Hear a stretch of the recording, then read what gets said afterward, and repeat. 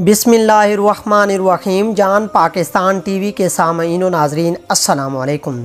दोस्तों, आज की इस वीडियो में हम हज़रत मोहम्मद सल्लल्लाहु अलैहि वसल्लम की पसंदीदा सब्ज़ी लौकी यानी कद्दू के बारे में बात करेंगे। कद्दू को हजूर सल्लल्लाहु अलैहि वसल्लम बहुत पसंद करते थे।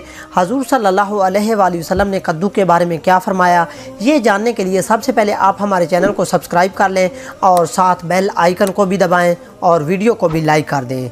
हजूर सल्लल्लाहु अलैहि वसल्लम कद्दू को बहुत ज़्यादा पसंद करते थे।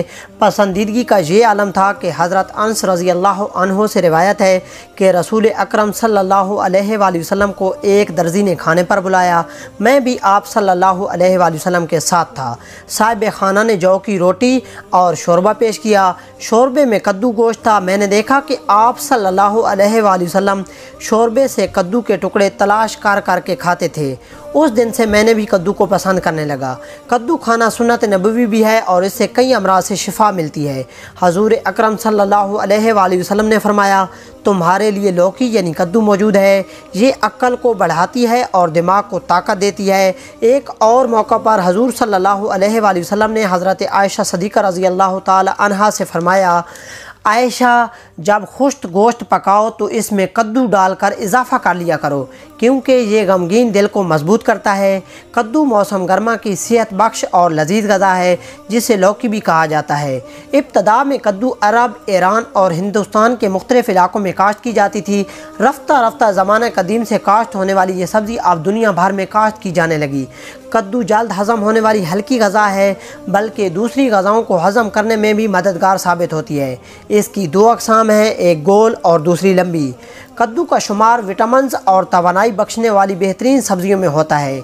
कद्दू में मौजूद ग़िज़ाई अज़ा में प्रोटीन, चिकनाई, मादनी अज़ा, रेशा और कार्बोहाइड्रेट्स शामिल हैं। कद्दू के मादनी और हयातियाती अज़ा में कैल्शियम, फास्फोरस, आयरन और इसके अलावा विटामिन बी कम्प्लेक्स भी काफ़ी मिकदार में पाया जाता है। कद्दू एक सकून बख्श सब्ज़ी है और इसमें जरासीम कुछ खसूसियात पाई जाती हैं। ये जिस्म को तरोताज़ा और ठंडा रखती है। इससे खाने से थकन दूर होती है। चूँकि इसमें 96% पानी होता है, इसलिए ये प्यास को बुझाती है।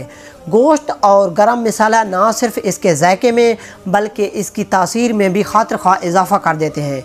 कद्दू को कई तरीक़ों से पकाया और इस्तेमाल किया जाता है। इसकी तरकारी, रायता, हलवा और मुरब्बा जायके और पसंद के लिहाज से बहुत मकबूल है।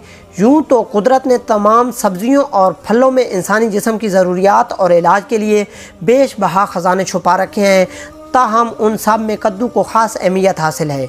कद्दू बुखार को दूर करता है। कद्दू जिस्म की गर्मी को ख़त्म करता है।